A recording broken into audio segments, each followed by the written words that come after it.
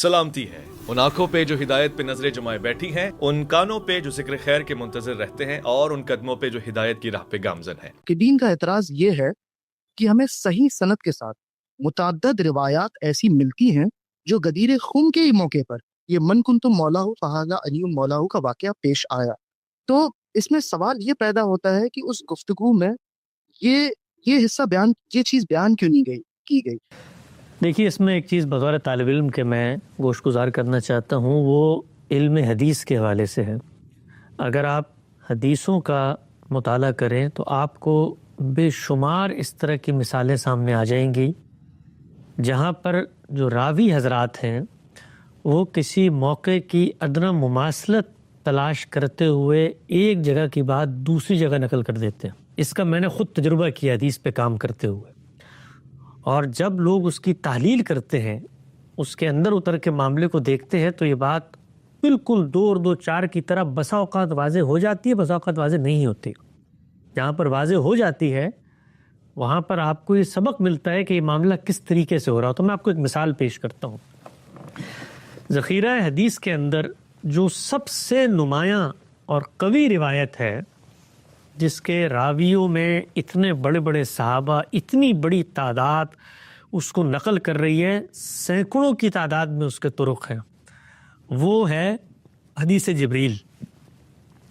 آپ نے سنی ہوگی کہ رسول اللہ صلی اللہ علیہ وسلم کی مجلس میں جبریل امین تشریف لائے ہیں، اور تشریف لانے کے بعد کچھ سوال و جواب آپ سے ہوئے ہیں۔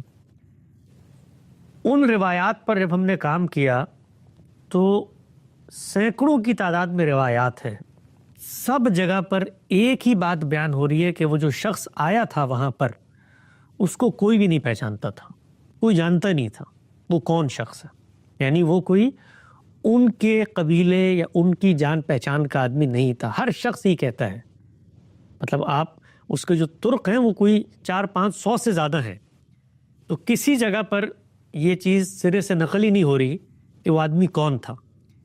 ایک ایسا طریق سامنے آیا کام کرتے ہوئے میرے، کہ جس میں ایک صحابی کی نسبت سے راوی بیان کرتے ہیں کہ جب جبرائیل اس مجلس سے اٹھ کے گئے تو انہوں نے تبصرہ کیا کہ یہ جبریل تو دہیہ قلبی کی صورت میں یہاں پر آئے تھے۔ ٹھیک ہے نا؟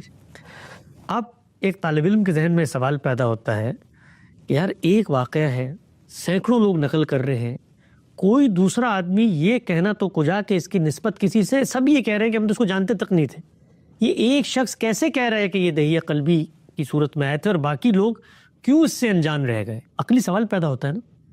تو اس سوال کی 2 طریقے ہیں جاننے کے۔ ایک طریقہ ہے جو ہمارے ہاں ان لوگوں کا ہوتا ہے جن کا ذہن ریاضیاتی ذہن ہوتا ہے، جو تجزیہ و تحلیل کی صلاحیت نہیں رکھتے، اور میں کسی کا نام نہیں لینا چاہتا، لیکن ہمارے ہاں جو مناہج ڈیولپ ہو گئے ہیں اس میں جو اہل حدیث منہج ہے، جو چیزوں کو ظاہریت پہ قبول کرتا ہے، تو اس میں سے آپ کیا اخذ کریں گے؟ آپ کہیں گے کہ یہ جبریل آئے تھے، ایک روایت میں آ گیا دہیہ قلبی کی صورت میں تھے، گویا جبریل دہیہ قلبی کی صورت میں آئے تھے، روایت میں تو آ گیا۔ اگر روایت میں آ گیا، اسی واقعے سے نقل ہوا ہے، تو تو یہ نا روایت میں لکھا ہوا تو ہے۔ تو ایک طریقہ یہ ہے۔ دوسرا طریقہ کیا ہوتا ہے؟ تجزیے کا، تحلیل کا، ان عقلی الجھنوں کو سلجھانے کا کہ بھائی جب یہ 300 لوگ یہ بات نہیں کر رہے تو ایک آدمی نے کیسے کیا؟ تو میں صرف آپ کو بتانا یہ چاہتا ہوں کہ میں نے اس پر تحقیق کی، تجزیہ کیا، ان باقی جتنی روایات تھیں اس میں وہ راوی موجود نہیں تھا جو راوی اس روایت میں موجود تھا، جو دہیہ قلبی کی شبیہ یا صورت جبریل سے ملا رہا تھا۔ اس راوی کے اوپر جب ہم نے تحقیق کی تو معلوم ہوا کہ یہی راوی ہے جو ایک دوسرے موقع پر، دوسری جگہ پر سیدہ عائشہ کی نسبت سے ایک روایت نقل کر رہا ہے۔ وہ روایت کیا ہے؟ اس کا اس روایت سے کوئی تعلق نہیں ہے۔ وہ روایت کیا ہے؟ وہ روایت یہ ہے کہ رسول اللہ صلی اللہ علیہ وسلم جس وقت واپس آئے ہیں اور آپ کو یہ حکم ہوا ہے کہ اب آپ نے ایک دوسرے یہود کے قبیلے کی طرف جانا ہے، اسلحہ نہیں رکھنا، اس موقع پہ جبریل بنفس نفیس تشریف لائے ہیں، آپ اسلحہ رکھ رہے تھے اور آپ کو گھر میں آ کر انہوں نے بتایا کہ اسلحہ نہ رکھیں، ذمہ داری پوری نہیں ہوئی، اگلے مارکر اگلے محاذ پہ جانا ہے۔ تو اب یہ جبریل علیہ السلام کا تشریف لائے اور آپ سے صلی اللہ علیہ وسلم سے ان کا مکالمہ ہو اور وہ چلے گئے۔ سیدہ عائشہ اندر موجود ہیں حجرے میں، انہوں نے ایک کونے سے دیکھا ہے کہ رسول اللہ صلی اللہ علیہ وسلم سے کوئی گفتگو کر رہا ہے. تو رسول اللہ صلی اللہ علیہ وسلم جب اندر آئے حجرے میں تو انہوں نے سیدہ عائشہ نے پوچھا کہ یہ کون تھے؟ تو انہوں نے کہا کہ یہ جبریل، یہ حکم نامہ لے کر آئے تھے. تو انہوں نے کہا میں نے جب دیکھا، سیدہ عائشہ کہتی ہے میں نے جب دیکھا تو مجھے لگا کہ شاید آپ دہیہ قلبی سے گفتگو کر رہے ہیں. اب آپ یہ دیکھیے کہ سیدہ عائشہ کا ایک رجحان ہو سکتا ہے دہیہ قلبی لمبے قد کے ہوں، جبریل امین بھی لمبے قد کی انسان کی صورت میں آئے ہوں، تو پیچھے سے دیکھ کر جو ہمارے ذہن میں تصویر ہوتی ہے کسی شخص کی، وہ تاثر بیان کر دیا سیدہ عائشہ نے رسول اللہ صلی اللہ علیہ وسلم سے. اب راوی نے اس کو نقل کیا ہے اس روایت میں کہ سیدہ عائشہ نے فرمایا کہ جبریل کو جب رسول اللہ سے ملاقات ہوئی تو غالباً دہیہ قلبی کی صورت مجھے لگ رہی تھی. تو اب ایک تصور پیدا ہوا راوی کے ذہن میں کہ دہیہ قلبی اور جبریل کی تصویر ملتی جلتی ہونی چاہیے، کیونکہ سیدہ عائشہ کو تو خدشہ پیدا ہوا نا. تو یہ تصور اس نے اس روایت سے لیا اور جا کے حدیث جبریل کے اندر ٹانگ دیا. جس حدیث جبریل میں سب راوی یہ کہہ رہے ہیں کہ ہم بندے کو واقف ہی نہیں، اس کی شکل دیکھ کے پتہ نہیں چلتا کون ہوتا ہے. تو یہ روایتوں کے اندر بے شمار جگہوں پر یہ کام ہوتا ہے کہ ایک موضوع سے متعلق، ایک باب سے متعلق کوئی چیز آپ کو کسی دوسری جگہ موضوع لگتی ہے تو وہاں پر آپ اس کو ٹانگ دیتے ہیں. کہیں پر آپ کو آیات اس کے شان نزول کے پس منظر میں کھڑی نظر آتی ہیں، ان کو وہاں پر آپ داخل کر دیتے ہیں. آپ اس کو اگر دیکھنا چاہیں، ہمارا علم النبی کے اوپر کام ہے، وہ کام ابھی منظر عام پر آ رہا ہے، انشاءاللہ ایک آدھ مہینے میں وہ چھپ کے لوگوں کے ہاتھوں میں ہوگا. ہم نے ہر روایت کے بارے میں یہ کیا ہے کہ اس میں ماضی میں جا کر ان تمام واقعات، اس سے متعلق مباحث، ان کو جمع کر کے جامع متن بنایا ہے. اس سے اس کے اطلاقات سامنے آتے ہیں اور اس سے یہ اندازہ ہوتا ہے کہ کس طریقے سے ادنا مماثلتیں دیکھ کر راوی واقعات کو اس طرح خلط ملط کر دیتے ہیں. اس کی ایک اور بڑی اچھی مثال اسراء و معراج کا واقعہ ہے. 4 الگ الگ واقعات جن میں سے بعض قرآن میں بیان ہوئے ہیں، بعض روایتوں میں بیان ہوئے ہیں، رسول اللہ کے رویہ ہیں، ان سب کو ملا جلا کر ایک پیکج بنا دیا گیا. وہ قرآن نے یہاں پر مشاہدہ کروایا ہے، وہ روایت کے اندر خواب کا مشاہدہ بن گیا. جو خواب کا مشاہدہ تھا وہ قرآن کے مشاہدے کے ساتھ خلط مبس ہو گیا، اس کو بیان اس طرح کیا گیا کہ وہ حصی مشاہدہ بن گیا. تو روایات میں اس کی بے شمار مثالیں ملتی ہیں. یہ اہل حدیث ذہن کے لیے اس بات کو سمجھنا ذرا مشکل کام ہے، اس لیے کہ وہ چونکہ روایت کو وحی غیر مطلوب کی حیثیت دیتے ہیں حدیث کو، تو اس کے نتیجے میں ان کے لیے یہ سمجھنا ذرا مشکل ہو جاتا ہے کہ یہ جو وحی غیر مطلوب ہے اس کے اندر اختلاط بھی ہو جاتا ہے اس طریقے سے. اور اس وحی کو جب روایت بالمعنی کے اصول پر راوی بیان کرتے ہیں تو یہ خرابیاں اور یہ مسائل پیدا ہو جاتے ہیں.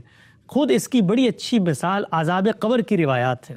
آپ ان کے اوپر ہم نے کام کیا ہے، بڑا تفصیلی کام ہے، اس پہ سال سے زیادہ وقت لگا، وہ بھی اب چھپ رہا ہے.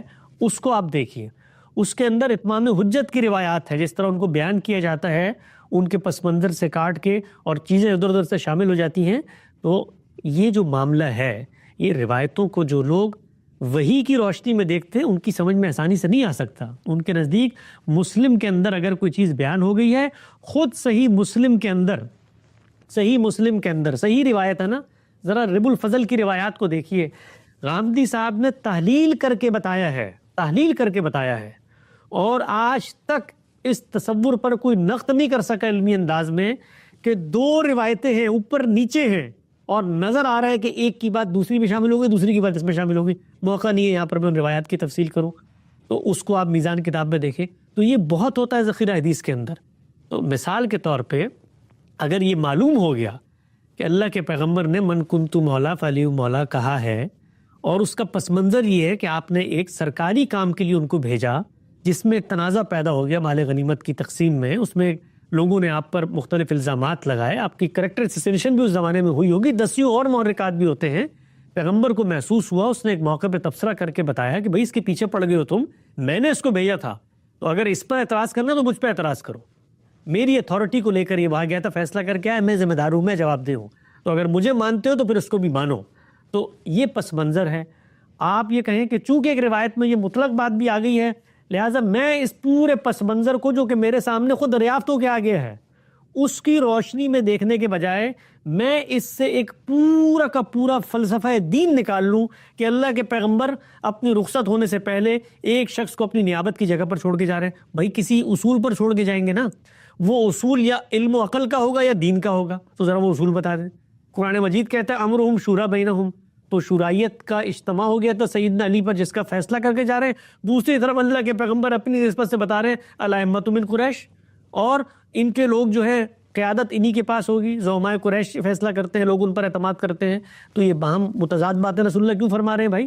ایک طرف قریش کی رسالت میں آپ صلی اللہ علیہ وسلم اپنے مسلح پہ کھڑا کرتے ہیں تو ایک دوسرے شخص کو کھڑا کرتے ہیں. اچھا صحابہ کا پورا جو قوم ہے وہ رسول اللہ کے بعد اس آپ کی وصیت کی روشنی میں جس شخص کا انتخاب کرتی ہے وہ تو کوئی دوسرا شخص ہے. تو ان سب کو رسول اللہ صلی اللہ علیہ وسلم نے یہ بات نہیں بیان کی تھی کہ بھئی میں اپنے بعد یہ فیصلہ کر کے، تو وہ اگر متفرق روایت میں آنے سے قابل قبول ہو جاتا ہے تو ہمارے نزدیک وہ بھی نہیں ہوتا. اس کے لیے بھی اس کی کوئی اصل چاہیے، وہ اصل یہ علم و اخلاق میں ہوگی یا پھر قرآن مجید میں ہوگی. تو یہ سب باتیں اہل حدیث ذہن کے لیے سمجھنا مشکل ہے، اس لیے کہ پہلے ان کو حدیث کو تاریخ ماننا پڑے گا. جب وہ حدیث کو تاریخ مانیں گے تو ان تاریخی الجھنوں میں جو مسائل پیدا ہوتے ہیں ان کو وہ سمجھنے میں دوسروں کے زاویہ نظر کو اس روشنی سے دیکھیں گے. ان کو منوانا بہت مشکل کام ہے. حسن صاحب یہاں ایک فالو اپ سوال میں کروں کہ یہ جو صحیح یہ بات سمجھ آئی مضمون طور پر دیکھا جاتا ہے پس منظر متعین ہونا چاہیے. تو صحیح مسلم کی جو روایت جو پیش کی گئی تھی غدیر خم کا واقعہ اس کی تشریح اور بتایا گیا تھا کہ دیکھو من کنتم مولاہ فہذا یہ مولاہ کا واقعہ اس سے متعلق نہیں، اس کا الگ پس منظر ہے. لیکن اگر ہم وہ روایت جو کاملی صاحب نے پیش کیا وہ بھی اگر ہم دیکھیں کہ آخری ابن تابی جو ہے زید بن ارقم سے یہ سوال کر رہا ہے، اعتراض کر رہا ہے کہ کیا ازواج مطہرات اہل بیت میں شامل نہیں ہیں، تو یہ چیز اس طرف اشارہ تو کر رہی ہے نا کہ کوئی ایسی بات ضرور ہوئی. دیکھیے یہ جو سارے واقعات ہیں یہ وہاں پر کوئی کتابوں کی صورت میں لکھے نہیں جا رہے الگ الگ. یہ سارے واقعات پس منظر میں ہوتے ہیں، پوچھنے والوں کے ترددات پس منظر میں ہوتے ہیں. سیدنا علی کے بارے میں جو دوسری جگہ پر تنازع سامنے آیا ہے وہ صحابہ کی جماعت کے اندر کا تنازع ہے نا، ان کے اعتراضات ہیں ان کے اوپر، وہ اعتراضات پس منظر میں موجود ہوں گے. وہ ایک دوسرے موقع کے اوپر ایک دوسرا شخص ان اعتراضات کو پس منظر میں رکھ کے کچھ سوال کر سکتا ہے کہ اہل بیت میں یہ لوگ شامل ہیں. وہ دوسرا شخص اگر اس رجحان سے متفق نہیں ہے تو توسعاً اس کا اطلاق کر کے رسالت پاک صلی اللہ علیہ وسلم کے خانوادے میں اس کو شامل کیا جا سکتا ہے. یہ سب کچھ فطری چیزیں ہیں، اس میں کوئی اختلاف کی بات نہیں ہے. سوال صرف وہاں پیدا ہوتا ہے کہ بھائی آپ اس سے ثابت کیا کرنا چاہتے ہیں، ثابت کیا کرنا مقصود ہے من کنتم مولا سے.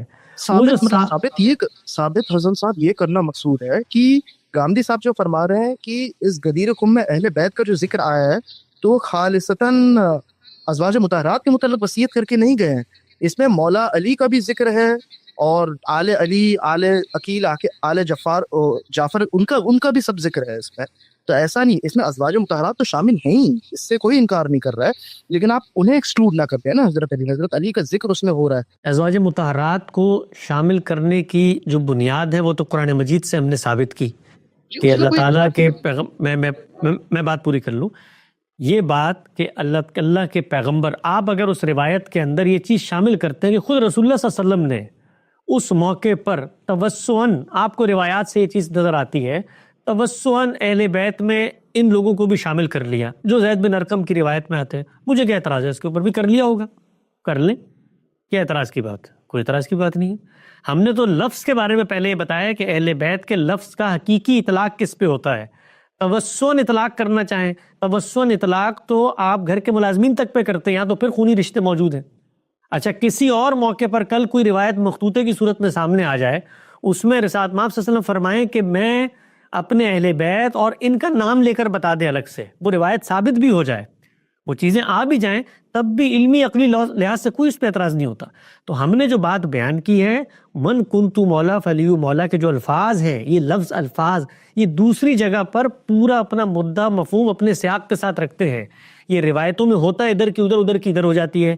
زید بن ارقم کا جو تبصرہ ہے وہ حدیث کا حصہ نہیں ہے، یہ بات یاد رکھیں آپ، وہ حدیث کا حصہ نہیں ہے، وہ ایک صحابی کا اطلاق ہے. تو صحابی نے اس موقع پر سوال کرنے والی کی رعایت سے ہو سکتا ہے اس کے ذہن میں بوز علی موجود ہو سکتا ہے اس سے پہلے جو میں نے بھی گفتگو کی ہے روایت میں سب کچھ نہیں آ رہا ہوتا، ہو سکتا ہے وہ شخص ان میں شامل ہو جس نے مثال کے طور پہ سارا پروپیگنڈا کیا تھا، تو وہ اس کو نصیحت کر لیں گے، وہ اس کو بات کر لیں گے. تو یہ بس اتنی سی بات ہے.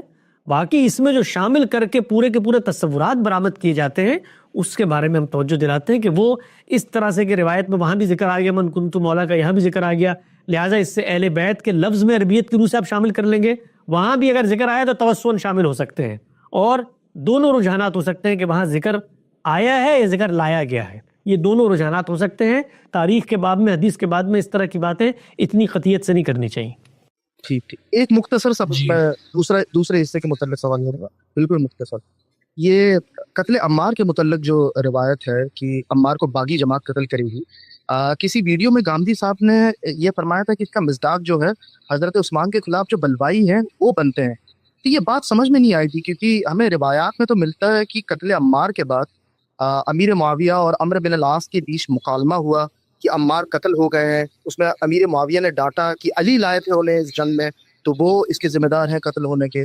تو یہاں تو یہ جو صحابہ جو انوالوڈ ہیں وہ تو سمجھ رہے ہیں کہ ہم سے ہی قتل ہوا ہے، ہمارے لشکر سے ہی قتل ہوا ہے. ابو الغادیہ کا نام بھی آ گیا ہے، وہ صحابی جن کے ذریعے قتل ہوا ہے وہ بھی روتے تھے. تو یہ بلوائیوں کی طرف انہیں لے کر جانا، فٹ کرنا، یہ ذرا بات سمجھ میں نہیں آئی. اس کی ذرا وضاحت کریں. دیکھیے، روایت کے اندر جب کوئی بات بیان ہوتی ہے تو اس بیان ہونے والے نقطہ نظر کو سمجھا جاتا ہے. گاندھی صاحب نے اپنا ایک رجحان بیان کیا بڑی تفصیل سے. قاضی طاہر الہاشمی صاحب جو ہیں انہوں نے بھی اپنا رجحان اور اپنا پورا نظریہ سیدنا امیر معاویہ کے بارے میں جو 100 اعتراضات ہیں اس کتاب میں لکھا ہے. اس رجحان کی جو بنائے استدلال ہے وہ الف لام الفیہ الباغیہ کے اندر جو آگے ہے وہ ایک تحدید تخصیص کا اشارہ کرتا ہے زبان کے قرائن اور زبان کی روح سے.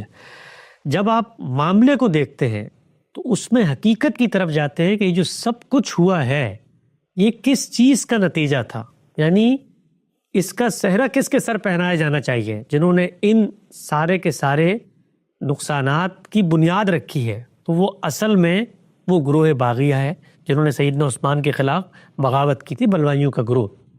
اب پیغمبر جب یہ کہتے ہیں یا پیغمبر کی نسبت سے کہا جاتا ہے کہ عمار کو باغی گروہ قتل کرے گا، تو یہاں پر تو پہلی چیز ہمیں بتاتے ہیں کہ بغاوت تو ہو ہی نہیں رہی. اصول میں دیکھو نا چیزوں کو، بغاوت تو تب ہو کہ جب انعقاد خلافت کے بعد کوئی ایک گروہ اٹھے اور وہ بغاوت کا علم بلند کر دے. بغاوت تو عملاً کو کر نہیں رہا. آپ عملاً عقلاً باغی کا اطلاق کر نہیں سکتے، اس لیے کہ انعقاد حکومت کو نہیں مانا گیا. اس پہ بڑی تفصیل سے ہم نے اپنا نقطہ نظر بیان کیا ہے کہ باغی گروہ کو پہلے حقیقت میں باغی ہونا چاہیے. اس سے ہٹا کر، یعنی یہ روایت ہو یا نہ ہو، آپ کو پہلے جو سرکمسٹانسز ہیں اس میں کسی گروہ کو باغی ثابت کرنا ہے کہ تم باغی ہو، اور وہ باغی جو ہے دونوں کو ثابت کرنا ہے. ان لوگوں کو بھی جو لڑ رہے وہ کہیں گے تم باغی ہو، اور ان لوگوں کو بھی تسلیم کرنا کہ ہم نے بغاوت کر دی، ہم کھڑے ہو گئے. تو ہم نے نوعیت مسئلہ کو سمجھایا کہ یہاں پر بغاوت کی بحث ہی نہیں ہو رہی، انعقاد خلافت کے اندر اختلاف ہے، اور اس اختلاف میں یہ جنگیں پیش آئی ہیں، اور یہ جنگوں کا آغاز بھی اس گروہ نے نہیں کیا جن کو تم باغی کہہ رہے ہو. یہ تو تاریخ کے مسلمات ہیں. ان مسلمات تاریخ سے انکار نہیں ہو سکتا کہ جنگیں ہوئی کیسے ہیں. کیا نعوذ باللہ آپ کی نظر میں سیدہ عائشہ باغی ہیں جنہوں نے سیدنا علی سے جنگ کی ہے؟ سوال کے جواب دیجیے گا مجھے. یہ جسارت تو کوئی نہیں کرے گا. کیوں نہیں کریں گے آپ؟ یعنی انہی سیدنا علی کے مقابل میں جب دوسرا گروہ کھڑا ہوتا ہے تو وہاں تو جسارت فوراً ہو جاتی ہے کہ باغی گروہ کا اطلاع، کیونکہ وہاں پہ حدیث عمار آ جاتی ہے سامنے. اس لیے ہو جاتی ہے بھائی کچھ خدا کا خوف کریں. یعنی صحابہ اکرام وہاں پر موجود ہیں. ذرا تصور کریں ایک لمحے کے لیے، یہ جو پہلی جنگ ہوئی ہے اس میں اگر شہادت سیدہ عائشہ کی ہو جاتی، آخر جنگ تو جنگ کے اصولوں پر ہی ہوتی ہے نا، تو اللہ نے محفوظ رکھا. اگر سیدہ عائشہ کی شہادت ہو جاتی تو آج ایک دوسرا گروہ آپ کو کھڑا ہوا نظر آتا جو اسی طرح مظلومیت کی داستانیں سنا رہا ہوتا اہل بیت کے خلاف کہ دیکھیے انہوں نے کیا کر دیا امہات المومنین کے ساتھ. تو واقعات کی نزاکت کو، حقیقی صورتحال کو سمجھیں کہ ایک تنازع پیدا ہوا ہے، خلیفہ وقت کو ایک گروہ نے اٹھ کے قتل کر دیا ہے. اس گروہ نے اس کی حمایت سے ایک ڈیفیکٹو حکومت کا انعقاد ہوا ہے جس کو اس عہد کے بڑے اسٹیک ہولڈر ماننے سے انکاری ہیں، اور وہ یہ کہتے ہیں کہ یہ جو بلوائی ہیں ان کے ہاتھ میں نان حکومت ہم جانے نہیں دیں گے. آپ ذرا پڑھیے سیدنا عثمان کے جو ورثاء ہیں انہوں نے کیسے خطوط لکھے، باقاعدہ انہوں نے اپنے شہید باپ کے کرتے کو بھجوایا ان فریقین تک کہ ہمارے باپ کے ساتھ یہ ہوا ہے، اور یہاں پر یہ عالم ہے کہ جن لوگوں نے یہ کیا ہے ان کی بساط پر حکومتیں سنبھالی جا رہی ہیں، ان کو گورنر بنا کر بھیجا جا رہا ہے، مالک بن اشتر اور باقی لوگ. تو یہ تنازع ہے. اس تنازع میں کسی نے حملہ نہیں کیا جو لوگ یہاں پر موجود تھے. دونوں جنگوں کا انعقاد اور ابتدا کہاں سے ہوئی ہے؟ تو پہلے عقلی طور پر اس چیز کو آپ باور کروائیے کہ فریق جو ہے وہ عملاً بغاوت کر کے کھڑا ہو گیا ہے، عملاً بغاوت کر کے نہیں کھڑا ہوا۔ اب اگلی بات یہ ہے کہ آپ کو پیغمبر کی نسبت سے ایک چیز نظر اچھا ایک فریق کو آپ باغی گروہ قرار دے رہے ہیں ایک روایت کی بنیاد پہ، میں آپ کے سامنے اتنی روایتیں بھی پیش کر دوں گا کہ جس کو آپ باغی گروہ قرار دے رہے ہیں، ساتھ میں آپ صلی اللہ علیہ وسلم ان کو جنتی گروہ قرار دے رہے ہیں، تو اس کی بنیاد پر میں کیا یہ فیصلہ کروں کہ سیدنا امیر معاویہ کے مقابلے میں جو لوگ تھے وہ سب کے سب جہنمی اس لیے کہ رسول اللہ نے ان کو جنتی قرار دے دیا؟ رسول اللہ نے فرمایا ہے خود سیدنا امیر معاویہ کی حکومت کے اوپر ہم نے روایتوں کے اندر سے ان اطلاقات کو نکال کے بتایا ہے کہ وہ عہد کون سا بنتا ہے جس میں آپ نے پیشن گوئی فرمائی ہے کہ حکومت ایک شخص قائم کرے گا اور اس کے دور میں کیا حالات ہوں گے آسودگی کے اور مالی فراوانی کے۔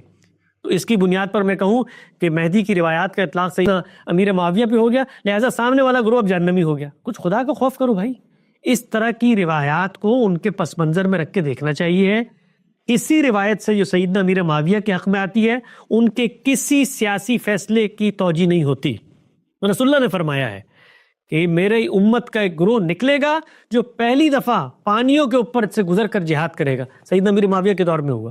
تو اب میں بتاؤں کہ رسول اللہ کی پیشن گوئیوں کے نتیجے میں جہاد ہوئے تھے، لہٰذا ساری لڑائیاں جو تنازعات میں ہوئی وہ اس کو الہیاتی اور تکوینی تائید حاصل ہو گئی ہے۔ اس طرح نہیں ہوتا۔ تو اب روایت میں اگر کوئی بات آئی ہے تو حقیقت پر رکھ کے سمجھی جائے گی۔ وہ حقیقت کیا ہے کہ کس بنا پر یہ سب کی سب جنگیں شروع ہوئی ہیں۔ حقیقی مجرم کون ہے؟ حقیقی مجرم وہ بلوائی ہیں جنہوں نے بنیادیں رکھی ہیں اور ان بلوائیوں کی وجہ سے یہ جنگیں ہوئی ہیں۔ وہ ہے فیع باغیہ، اس پر وہ اقراری مجرم ہے بغاوت کے۔ وہ کہتے ہیں ہم نے بغاوت کی ہے، آؤ لڑو ہمارے ساتھ۔ خلیفہ مسلم کو قتل کر دیا انہوں نے، اس کی جگہ وہ کھڑے ہو گئے ہیں، مسجد نبوی پہ قبضہ کر لیا ہے، یہ سب کام انہوں نے کیا۔ تو ایک گروہ جو بغاوت کا دائی ہے، بغاوت کے جرم کو قبول کرتا ہے، عملاً بغاوت کر چکا ہے، اس کی بغاوت کے نتیجے میں ساری کشت و خون کا بازار گرم ہوا ہے، تو روایت کا جو صحیح مصداق ہے وہ تو اس گروہ پر اطلاق کی صورت میں سامنے آتا ہے۔ لیکن چونکہ ہمارے ہاں پرابلم یہ نہیں ہے بھائی کہ اس معاملے میں باقی گروہ کو، پرابلم یہ ہے کہ ایک گروہ کے بارے میں رسول اللہ فیصلہ کر کے چلے گئے تھے، لہٰذا جو بھی گروہ اٹھے گا اس کے مقابلے میں اس کے اوپر آپ نے کوئی نہ کوئی حکم کا اطلاق کرنا ہے۔ تو یہ حدیث عمار مل گئی، یہ نہ ملے اگر حدیث عمار تو کیا کریں گے؟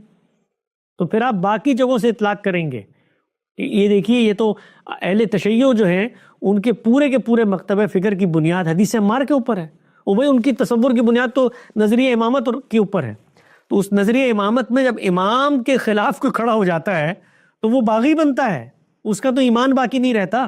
یہاں تو پھر ہم توجیہات کر کے کہتے ہیں کہ چلو ہم باغی کہنے کے باوجود کہتے ہیں کہ جی یہ قیامت کے دن اللہ تعالیٰ ان کا فیصلہ کرے گا، جہنم میں نہیں جائیں گے۔ اس طرح دوسری جگہ پر کھڑے ہوں، وہ کافر کا لفظ اختیار کر لیتے ہیں کہ یہ انکار کرنے والے ہیں، غاصب کا لفظ اختیار کر لیتے ہیں، اس کی بنیاد حدیث عمار نہیں ہوتی۔ تو یہ سیاسی تنازعات جس وقت دینی روایات کا سہارا لیتے ہیں تو اس کے بعد اس طرح کے اطلاقات ہوتے ہیں۔ آپ نے ذکر کیا سیدنا امیر معاویہ نے کیا بات کی ہے، انہوں نے کہا بھائی لوگوں نے لا کے ڈال دیا ہمارے سامنے، ہم نے جنگ کا آغاز کیا۔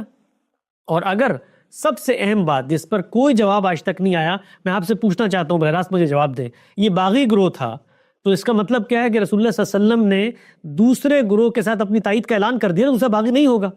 تو یہ باغیوں کے ساتھ تحکیم کا معاملہ کیوں کیا گیا، اس کا مجھے جواب دیتے۔ یہ باغی تھے لیکن مسلمان تھے حسن صاحب، مسلمانوں کے ساتھ تو اگر یہ امن کی پیشکش ہوگی تو ظاہر سی بات ہے آگے بڑھ کر وہ تحکیم کا معاملہ بھی ہوگا۔ باغی کا مطلب تو یہ نہیں ہوا نا کہ وہ لازماً کافر ہی ہو۔ نہیں، آپ نہیں، کافر نہیں، کافر کے ساتھ بھی ہو سکتا ہے امن کا معاہدہ ہونے میں کوئی مسئلہ نہیں ہے۔ سوال یہ ہے، آپ کو یہ بشارت ہے کہ آپ کے مقابلے میں لڑنے والا گروہ باغی ہوگا، آپ کو یہ بشارت ہے نا، آپ کو پتہ چل گیا کہ عمار کے قاتل باغی ہوں گے۔ اب باغیوں نے جب قتل کیا ہے تو اس موقع پر آپ کو یہ روایت پیش کرنی ہے نا بھائی، سیدنا علی کو تحکیم کے موقع پہ یہ روایت پیش کرنی تھی کہ اللہ کے پیغمبر میری تائید اور میرے حق میں یہ فیصلہ کر کے چلے گئے ہیں، تم لوگ بات کرتے ہو قرآن پہ فیصلے کا، فیصلہ تو کیا ہو چکا ہے، یہ فیصلہ اب کس چیز پر ہوگا نیا؟ جب فیصلہ ہو چکا ہے تو نیا فیصلہ کس بنیاد پہ ہوگا؟ سوال یہ ہے بھائی، آپ نے میرے خلاف اقدام کیا، آپ نے میرے بندے مار دیے، بندے مارنے کے بعد آپ آگے ہیں کہ بھائی فیصلہ کرو، جنگ بندی کرو اور آ کر مذاکرات کرو یا بات کرو یا تحکیم کرو، لوگوں کو بٹھاؤ، تو موقع تو وہ ہے اس چیز کو بیان کرنے کا کہ اللہ کے پیغمبر فیصلہ کر کے گئے ہوئے ہیں بھائی کہ تم لوگ باغی ہو، پہلے تو اس کو تسلیم کرو تم لوگوں نے غلط کام کیا ہے۔ جس وقت میں تحکیم کو مان لیتا ہوں، میں معاملے کی نیوٹرلٹی پر آ گیا، نیوٹرل کر دیا میں نے معاملے کو۔ تو یہ جو پورا تصور ہم پیش کر رہے ہیں اس گروہ کی نسبت سے، کیا سیدنا علی نے کسی موقع پر یہ روایت پیش کی ہے کہ عمار کو باغی گروہ قتل کرے گا لہٰذا یہ سارا گروہ باغی ہے؟ تحکیم کی بات کرتے ہو، ان باغیوں سے تحکیم کریں گے؟ وہ جو دوسرے باغی تھے ان سے مل کے تو حکومت بنا لی گئی، جو حقیقی باغی تھے وہاں پر تو یہ عالم تھا کہ حکومت بنا لی گئی، یہاں پر یہ کہ جی یہ باغی گروہ اور یہاں تحکیم کی جا رہی ہے۔ جی درست درست۔ سیدنا علی کی نسبت سے بتائیں نا کہ انہوں نے کہا ہو کہ ہمارا مقابلہ باغیوں کے گروہ سے ہے۔ اچھا ایک باغیوں کا گروہ ہے پہلا، یہ والے سیدنا امیر معاویہ، تو پہلا گروہ کیوں باغیوں کا نہیں جس کی قیادت سیدہ عائشہ طلحہ زبیر کر رہے ہیں؟ یعنی عقلی اصول میں بتائیے نا۔ جب یہ سوال پیش کیا جاتا ہے تو وہ کہتے ہیں کہ لغوی طور پر آپ باغی انہیں بھی کہہ سکتے ہیں، خارجی بھی کہہ سکتے ہیں ہاں، یعنی سیدہ عائشہ باغی تھی لغوی طور پہ۔ اب میں ان صاحب کا نام نہیں لینا چاہتا، لیکن وہ کہتے ہیں کہ دیکھو اگر آپ خروج کا بھی اگر آپ اطلاق کرنا چاہیں وہ پھر سیدہ پوری عائشہ بات کریں، وہ جو صاحب کہتے ہیں نا وہ پوری بات کریں، وہ پوری بات صرف یہ نہیں کرتے، وہ جماعت صحابہ کو غاصب سمجھتے ہیں، وہ پوری بات کریں اور آ کر دیانتداری سے بات کریں کہ ہم صحابہ کی جماعت کو غاصب سمجھتے ہیں، انہوں نے اقتدار جو اہل بیت میں سیدنا علی کے سپرد ہونا تھا اس کو چھین لیا ان کے ہاتھ سے، ہم سب کو غاصب سمجھتے ہیں۔ تو کھل کر کہیں نا، تکیہ کیوں کرتے؟ آئی تھنک اعظم صاحب اس میں سب سے امپورٹنٹ یہ ہے کہ حضرت علی نے خود اسے استدلال کے طور پر نہیں پیش کیا کہ دیکھو قتل عمار ہو گیا ہے، اب تو بات یہ سب ہو گیا۔ تحکیم قبول کرنے کا مطلب کیا ہے بھائی؟ حکم بنانے کا مطلب کیا ہے؟ حکم بنانے کا مطلب ہے کہ معاملے کو میرٹ پہ دیکھا جائے، تو میرٹ اگر آپ کے حق میں تائید ہے روایت کی، حکم کو روایت پیش کریں گے آپ، تحکیم جڑی ہوئی ہے اس پورے تصور سے۔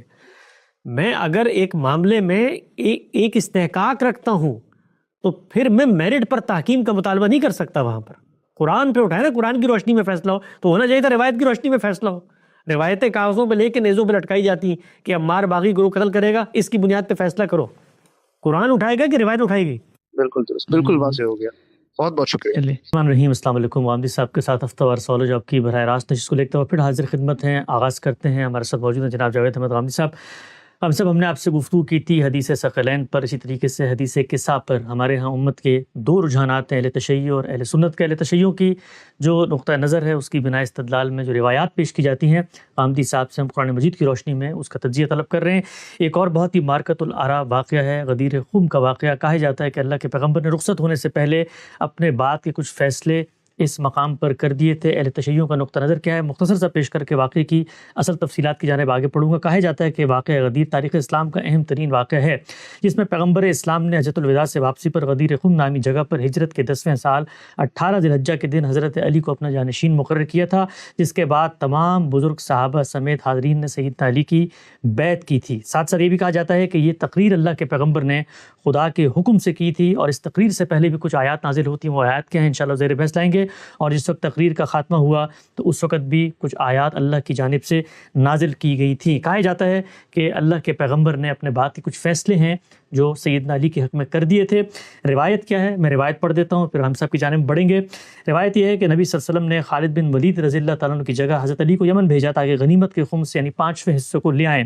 صحابی فرماتے ہیں کہ مجھے علی رضی اللہ تعالیٰ عنہ سے بہت بغض تھا اور میں نے انہیں غسل کرتے ہوئے دیکھا۔ میں نے خالد رضی اللہ تعالیٰ سے کہا کہ تم دیکھتے ہو کہ علی نے کیا کیا؟ انہوں نے ایک لونڈی کی صحبت اختیار کی۔ پھر جب ہم نبی صلی اللہ علیہ وسلم کی خدمت میں حاضر ہوئے تو میں نے آپ سے اس کا ذکر کیا۔ آپ صلی اللہ علیہ وسلم نے دریافت کیا کہ بریدہ تمہیں علی کی طرف سے بغض ہے؟ میں نے کہا ہاں۔ فرمایا علی سے دشمنی نہ رکھنا، یہ خمس کا مال اس کا زیادہ حقدار ہے۔ اسی طرح سے بعض روایت میں آتا ہے کہ حضرت علی سے میں سب سے زیادہ محبت کرتا ہوں۔ امام احمد کی روایت میں ہے کہ رسول اللہ صلی اللہ علیہ وسلم نے فرمایا علی سے دشمنی مت رکھو، وہ میرا ہے اور میں اس سے ہوں۔ ایک اور روایت میں آتا ہے کہ جب میں نے شکایت کی تو رسول اللہ کا چہرہ سرخ ہو گیا اور فرمایا جس کا میں ولی ہوں اس کا علی بھی ولی ہے۔ اسی طریقے سے بعض روایت میں آتا ہے کہ میرے بعد علی تمہارا ولی ہے، لہٰذا اس سے بغض نہ رکھو۔ ہم سب غدیر خم کا بڑا مارکۃ الآراء واقعہ ہے۔ استدلال کیا جاتا ہے کہ اللہ کے پیغمبر نے خلافت کو منتقل کر دیا تھا اس واقعے میں سیدنا علی کے سپرد کر کے۔ یہ جو الفاظ اختیار کیے جس کا میں ولی اس کا علی ولی، جس کا میں مولا اس کا علی مولا، کیا مراد ہے اس سے؟ اس سے کیا مراد ہے یہ تو بات کا مسئلہ ہے۔ سب سے پہلے یہ دیکھنا چاہیے کہ واقعہ جیسے کہ بیان ہو رہا ہے کیا فی الواقع اپنے پس منظر کے لحاظ سے وہ اس تعبیر کا محتمل ہے جو کی جا رہی ہے۔ اللہ کے پیغمبر کو اگر اس طرح کا کوئی اعلان کرنا تھا تو اس کا سب سے اچھا موقع تو وہ تھا جب کہ حجۃ الوداع میں سب لوگ جمع ہوئے تھے۔ وہی موقع ہے جس میں صحابہ کرام کو آپ نے آخری نصیحتیں کی ہیں۔ وہی موقع ہے جب آپ نے لوگوں سے یہ عہد لیا ہے کہ میرے بعد تم اللہ کی کتاب کو مضبوطی سے پکڑے رکھو گے۔ لوگوں کو اس بات کی تاکید کی ہے کہ وہ ان حدود کے پیرو رہیں گے جن پر آپ نے ان کو کاربند رکھا ہے۔ اسی طرح سے دین کے بعض مہمات مسائل کی طرف توجہ دلائی ہے۔ بعض چیزیں جو اس وقت تک کبھی اصلاح نہیں ہو سکی تھیں ان کی اصلاح کے بارے میں بعض اقدامات کا اعلان کیا ہے۔ تو یہ سب چیزیں اس موقع پر ہو گئیں۔ اگر ایسا کوئی واقعہ ہونا تھا یا اس طرح کا کوئی معاملہ پیش نظر تھا تو اس کی بہترین جگہ وہ تھی، وہاں اس کا اعلان کر دیا جاتا۔ پھر رسالت مآب صلی اللہ علیہ وسلم کا اپنا مرکز مسجد نبوی ہے، یعنی وہی مرکز ہے جس کو آپ نے خود تعمیر کیا، وہیں سے آپ نے حکومت اور ریاست کے سب معاملات کیے ہیں، وہی جگہ ہے جہاں آپ نے فیصلے کیے، جنگوں کے فیصلے کیے، بعض اقدامات کے فیصلے کیے، سریے وہاں سے بنا کر بھیجے، یہ سب معاملات وہاں ہوتے رہے۔ اس میں آپ اس کا اعلان فرماتے، لوگوں کو جمع کرتے۔ مدینہ کی حیثیت گویا ایک مرکز کی تھی، اس میں اگر موقع ملتا تو لوگ آپ کی بات سنتے اور وہ بات دنیا تک بھی صحیح طریقے سے پہنچ جاتی۔ آخری زمانے میں جب آپ بیمار ہو گئے ہیں اس کا بہترین موقع وہ بھی تھا، یعنی اس میں تو آپ کو نماز کے لیے بھی انتخاب کرنا تھا کہ اب کوئی آدمی لوگوں کی امامت کرا دے گا۔ تو یہ سارے مواقع موجود تھے۔ ان مواقع پر رسالت مآب صلی اللہ علیہ وسلم اس طرح کا اعلان کرنا چاہتے تو کر سکتے تھے۔ ایسا کوئی اعلان آپ نے کبھی نہیں کیا، کسی کے بارے میں بھی نہیں کیا، یعنی اپنا کوئی رجحان واضح کیا ہو، کوئی اشارہ کر دیا ہو، کوئی اس طرح کی چیز ہو، تو اس سے زائد کوئی چیز آپ نے کبھی نہیں کی۔ کیوں نہیں کی؟ اس کی وجہ یہ ہے کہ اللہ تعالیٰ یہی سنت قائم کرنا چاہتے تھے کہ مسلمانوں کے باہمی معاملات ان کی رائے سے فیصل ہوا کریں۔ اس پر ہم مختلف موقعوں پر بہت تفصیل سے گفتگو کر چکے ہیں۔ ابھی اعتراضات سیریز میں بھی اس کے مختلف پہلو زیر بحث ہیں۔ رسالت مآب صلی اللہ علیہ وسلم کے بعد مسلمانوں کو اجتماعی معاملات میں کیا ہدایت دی گئی؟ قرآن مجید ہمارے لیے ہدایت کی آخری کتاب ہے۔ اس میں یہ بتا دیا گیا ہے کہ امرہم شورا بینہم، مسلمانوں کے تمام اجتماعی معاملات میں لوگوں کی رائے سے فیصلہ ہو جائے گا۔ ریاست، حکومت، اس سے نیچے کے معاملات، مسلمانوں کے کمیونٹی کے معاملات، معاشرے کے معاملات، ان کی مجالس کے معاملات، جہاں کہیں بھی نظم اجتماعی کے بارے میں کوئی ہدایت دی گئی ہے وہاں اللہ تعالیٰ کی ہدایت قرآن مجید میں انہی الفاظ میں بیان کر دی گئی ہے کہ امرہم شورا بینہم، یعنی تمہارے اس طرح کے سب معاملات کے فیصلے باہمی مشورے سے، باہمی رائے سے ہوں گے۔ جب یہ اصول موجود ہے تو ظاہر ہے اس اصول کے مطابق مسلمانوں کو موقع ملنا چاہیے کہ وہ رسالت مآب صلی اللہ علیہ وسلم کے بعد حکمرانی میں جانشین منتخب کرنے کے لیے، رسالت کی جانشینی کا تو کوئی سوال نہیں تھا، رسالت بھی ختم ہو گئی، نبوت بھی ختم ہو گئی، لیکن رسالت مآب صلی اللہ علیہ وسلم حکمران کی حیثیت سے بھی ذمہ داریاں انجام دے رہے تھے۔ مسلمانوں کا جو اجتماعی نظم تھا اس کی ذمہ داری بھی آپ کے پاس تھی، اس میں آپ کا کسی جانشین کا انتخاب ناگزیر تھا۔ تو اس معاملے میں اگر پورے اہتمام کے ساتھ کوئی فیصلہ آپ ہی کرنا تھا تو کر دیتے۔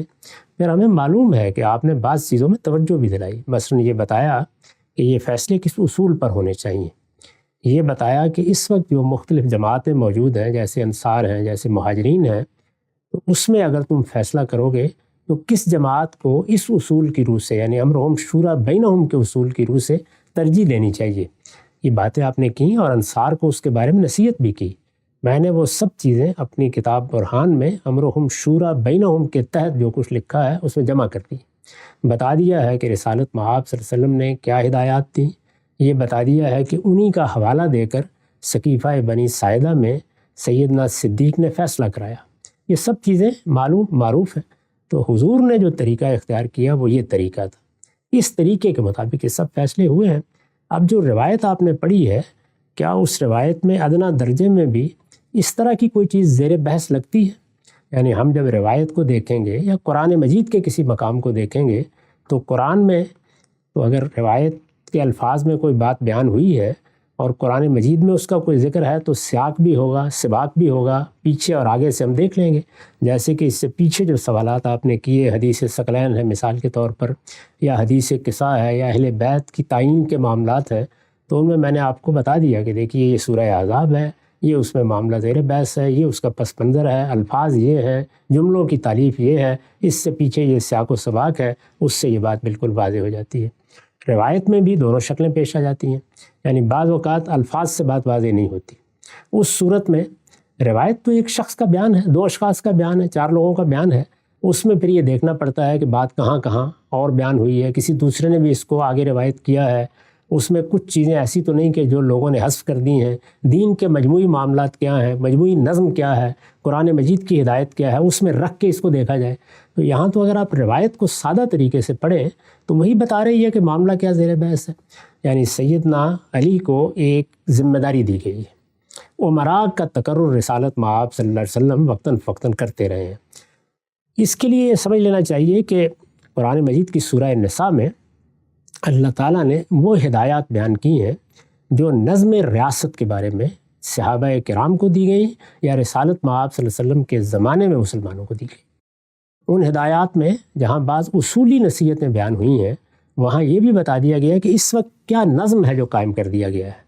یعنی پہلے تو معاملہ یہ تھا کہ مدینہ ہے، مدینہ میں خود رسالت مآب صلی اللہ علیہ وسلم موجود ہیں، صحابہ کرام کی جماعت بھی بہت مختصر ہے، اس جماعت میں وہ لوگ جن کو اہل الحل والعقد کہا جا سکتا ہے، یعنی ارباب حل و عقد، ہماری موجودہ اصطلاح میں آپ کہہ سکتے ہیں کہ لوگوں کے نمائندے، لوگوں کے رہنما، وہ جن کو لوگ اپنی طرف سے بات کہنے کے لیے مامور کر دیں۔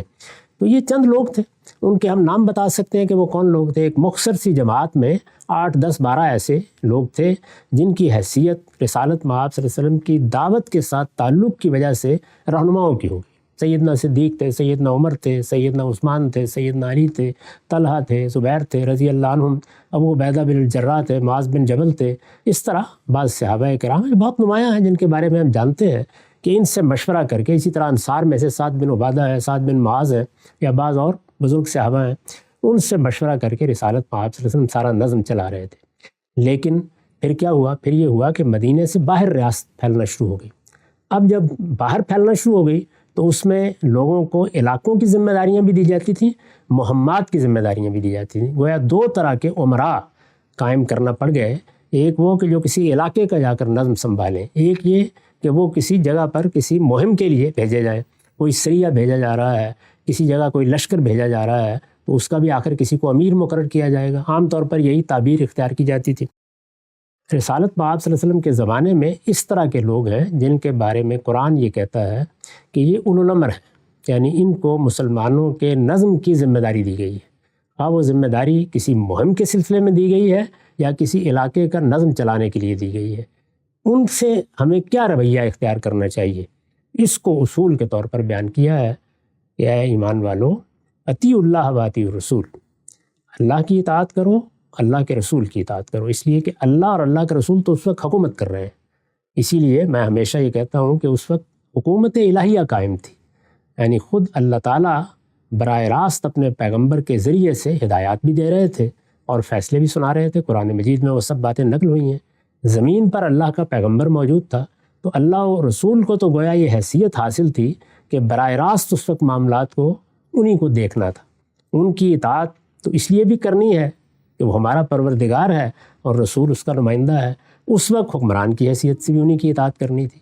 اس سے نیچے جن لوگوں کو ذمہ داری دی گئی، جن کو اولو الامر کہا ہے قرآن مجید نے، ان کے بارے میں دیکھیے کیا ہدایت کی ہے۔ یہ کہا ہے کہ جو لوگ بھی مختلف ذمہ داریوں کے لیے مقرر کیے جائیں، جن کو معاملات کا ذمہ دار بنایا جائے یا کسی علاقے کا ذمہ دار بنایا جائے، جو تمہارے اولو الامر ہیں، عربی زبان میں اس کو اس طرح ادا کیا ہے، تم ان کی بھی اطاعت کرو گے۔ فَإِن تَنَازَعْتُمْ فِي شَيْءٍ فَرُدُّوهُ إِلَى اللَّهِ وَالرَّسُولِ، اگر کسی معاملے میں کوئی نزاع واقع ہو گئی ہے، کوئی اختلاف واقع ہو گیا ہے، تو معاملہ اللہ اور رسول کے سامنے پیش کر دیا جائے گا، اس لیے کہ اس وقت رسول اللہ موجود ہیں اور اللہ تعالیٰ کی طرف سے بھی اگر کوئی سوال کیا جائے، کوئی معاملہ درپیش ہو تو ہدایات نازل ہو جاتی ہیں۔ ہم جانتے ہیں کہ ایک خاتون کے زہار کے معاملے میں آسمان سے ہدایات نازل ہو گئی ہیں، تو اللہ تعالیٰ بھی ہدایات دے رہے تھے اور اللہ کا پیغمبر بھی زمین پر لوگوں کی رہنمائی کے لیے موجود تھا۔ اس میں یہ کہا گیا کہ اپنے نزاعات وہاں پیش کرو۔ یہ جو اولو الامر ہیں مقرر کیے گئے ہیں مختلف موقعوں پر، ان کے بارے میں حضور نے ایک اصولی بات فرمائی، وہ مختلف الفاظ میں روایتوں میں بیان ہوئی ہے. اگر آپ مسلم کی کتاب الامارہ نکال لیں گے تو آپ کو اس کے کئی طرق مل جائیں گے جس میں یہ بات بیان کی گئی ہے. اس میں حضور نے یہ فرمایا ہے کہ جب ایک نظم قائم کر دیا گیا ہے تو اس نظم میں اب میں اللہ کا رسول ہوں، جس نے میری اطاعت کی اس نے اللہ کی اطاعت کی. یہ بات قرآن میں ہی بیان ہوئی، یہ بات حضور نے ہی بیان فرمائی. اسی ذیل میں جب مختلف لوگوں کو امیر مقرر کیا گیا، ذمہ دار مقرر کیا گیا، تو آپ نے فرمایا کہ من اطاع الامیر فقد اطاعنی ومن اطاعنی فقد اطاع اللہ. یعنی میں نے جن لوگوں کو ذمہ داری کے منصب پر فائز کیا ہے اس کی اگر تم اطاعت کرتے ہو، تم ان کے سامنے سر تسلیم خم کرتے ہو، جو وہ احکام دیتے ہیں، جو قوانین نافذ کرتے ہیں، ان کی پیروی کرتے ہو، تو یہ سمجھو کہ تم میری اطاعت کر رہے ہو، کیونکہ وہ میرے مقرر کردہ ہیں. اور اگر تم میری اطاعت کرتے ہو تو اللہ کی اطاعت کرتے ہو. تو اس طرح گویا آپ نے یہ بتا دیا کہ یہ جو نظم اجتماعی ہے، اس میں جب تک یہ احساس نہ ہو کہ ہم اللہ اور اللہ کے رسول کے احکام کے تحت اس کی پیروی کر رہے ہیں، اسی کو ایک جامع تعبیر پھر آپ نے دی کہ التزام جماعت ہونا چاہیے، یعنی مسلمانوں کے نظم اجتماعی سے انحراف نہیں ہونا چاہیے. یہ انحراف اصول میں ہوا، فروع میں ہوا. آپ نے سخت تنبیہ فرمائی، یہاں تک لوگوں کو کہا کہ جو اس سے انحراف کرتا ہے وہ یہ خیال کر لے کہ وہ پھر جاہلیت کی زندگی بسر کر رہا ہے، جاہلیت کی موت مرے گا. بہت سخت تنبیہ بہت سی روایتوں میں یہ بیان بھی ہوئی ہے. اس موقع کے اوپر رسالت مآب صلی اللہ علیہ وسلم نے ان کو امیر مقرر کر کے بھیجا ہوا ہے. وہ ایک ذمہ داری کو ادا کرنے کے لیے گئے ہیں، اس ذمہ داری کے تحت ان کو بعض فیصلے کرنے ہیں. اس میں یہ آپ جانتے ہیں کہ ایک بڑا فیصلہ مالی معاملات میں ہوتا ہے.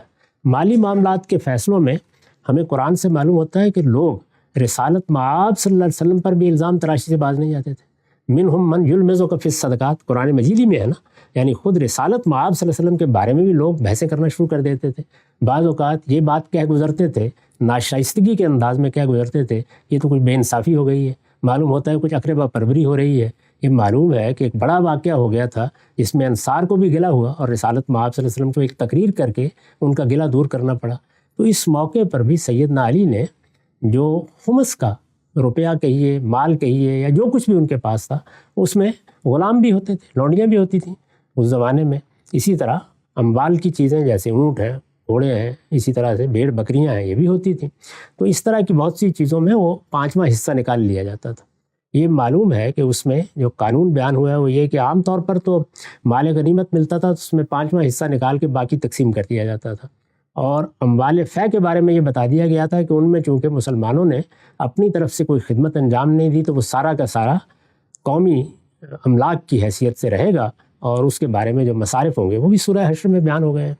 تو اس موقع پر انہوں نے نکال لیا. وہ نکال لینے کے بعد وہ لا رہے ہیں، اس میں ان کا اپنا حصہ بھی ہے، وہ بیان ہوا ہے، یعنی رسول اللہ کا بھی ہے، اس میں اسی طرح آپ کے اقربا کا حصہ بھی ہے، اور جو حضور کو کوئی باقی چیزوں پہ خرچ کرنا ہو اس کے بارے میں بھی ہدایات دے دی گئی ہیں، وہ سورہ انفال میں بیان ہوئی ہیں.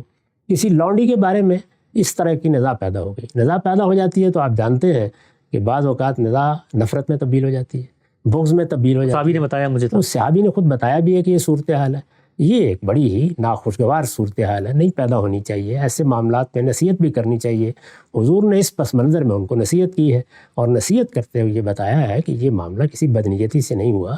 نہ سیدنا علی کے بارے میں یہ سوچا جا سکتا ہے کہ وہ کوئی بے انصافی کریں گے یا تمہارے ساتھ کوئی زیادتی کریں گے، اور نہ کسی مومن کے شان ہے کہ وہ اپنے بھائیوں کے ساتھ اس طرح بغض رکھے. بھائیوں کے ساتھ کیا، کسی صحابی کے ساتھ رکھے. صحابی کیا، رسالت مآب صلی اللہ علیہ وسلم کے تعلق رکھنے والے کسی مقرر کرنے والے کے ساتھ، یا کسی آپ کے مقرر کردہ امیر کے ساتھ رکھے. تو آپ نے بہت سخت تنبیہ فرمائی، بالکل برمحل ہے. اور اس کے بعد یہ کہا کہ اب تم اگر یہ سمجھنا چاہتے ہو کہ میرے مقرر کردہ عمراء کی کیا حیثیت ہوتی ہے، تو علی کو میں نے مقرر کیا تھا.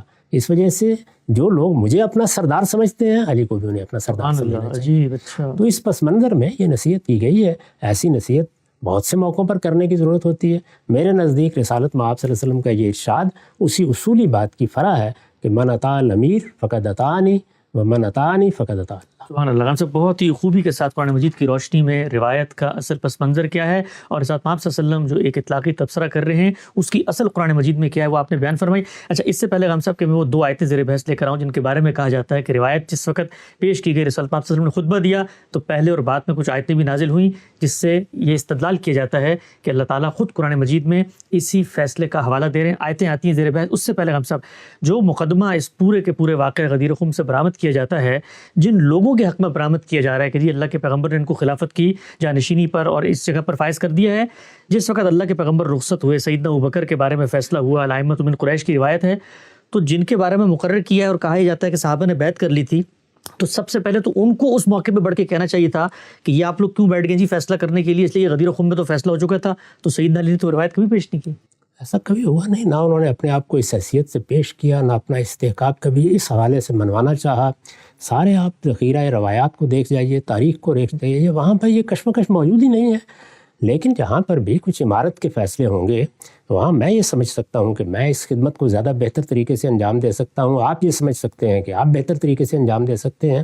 اس لیے سیدنا علی کے دل میں، کسی اور صحابی کے دل میں ایسا کوئی خیال رہا ہو یا اس نے کبھی اس کا کوئی اظہار بھی کیا ہو تو یہ کوئی ایسی قابل اعتراض بات نہیں ہے. لیکن رسالت میں آپ صلی اللہ علیہ وسلم نے فیصلہ کر دیا ہے، اس فیصلے کو فیصلے کی حیثیت سے پیش کیا جائے، ایسا کوئی واقعہ کبھی پیش ہی نہیں آیا. بالکل واضح ہو گیا. وہ دو آیات کون سی ہیں جو اس واقعے کے ساتھ جوڑ کر بیان کی جاتی ہیں؟ پہلی آیت یہ کہا جاتا ہے کہ نازل ہوئی واقعے سے پہلے آیت کے الفاظ ہی ہیں کہ ان کی پرواہ نہ کرو اے پیغمبر، اور جو کچھ تمہارے پروردگار کی طرف سے تم پر نازل کیا گیا ہے وہ انہیں پہنچا دو جس طرح کے پہنچانے کا حق ہے. کہا جاتا ہے کہ پہنچانے کی کیا بات تھی؟ وہ یہ تھی کہ رسالت میں آپ صلی اللہ علیہ وسلم نے جو غدیر خم پہ خطبہ دیا، اللہ اس کو پہنچانے کی بات کر رہا ہے. ہم سب اس آیت میں کیا اسی کی بات ہو رہی ہے؟ اس آیت میں کس کی بات ہو رہی ہے یہ آیت بتائے گی. یہ میں باہر سے کیسے بتا سکتا ہوں، کوئی اور کیسے بتا سکتا ہے؟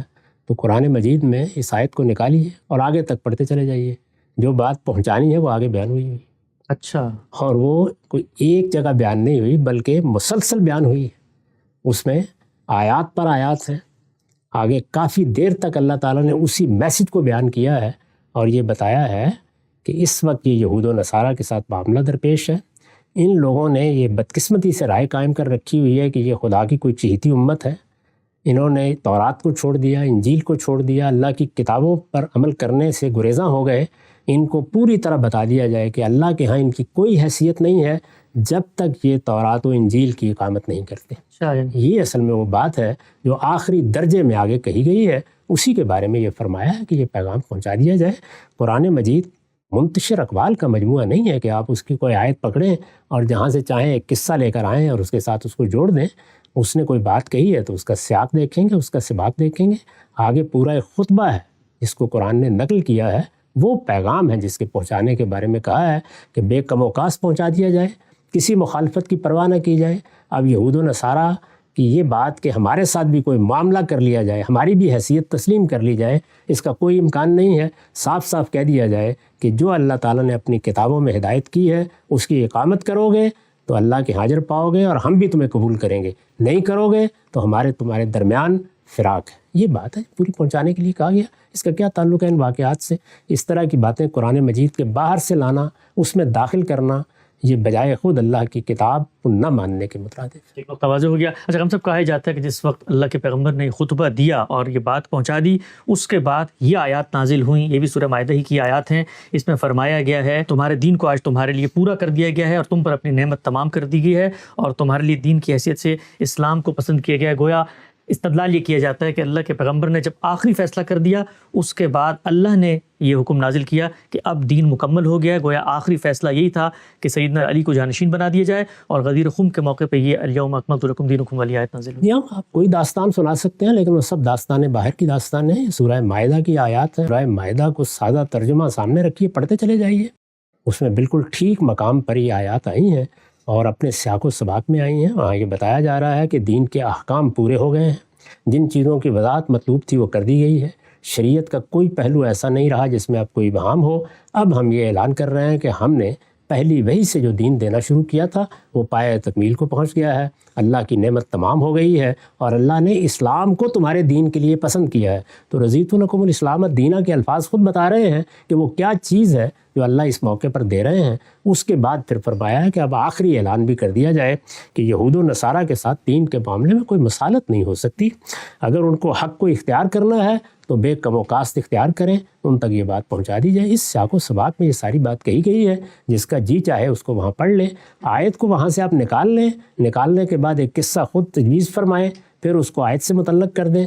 یہ کام تو وہی لوگ کر سکتے ہیں جو خدا کی بارگاہ میں بھی جسارت کرنا چاہتے ہوں.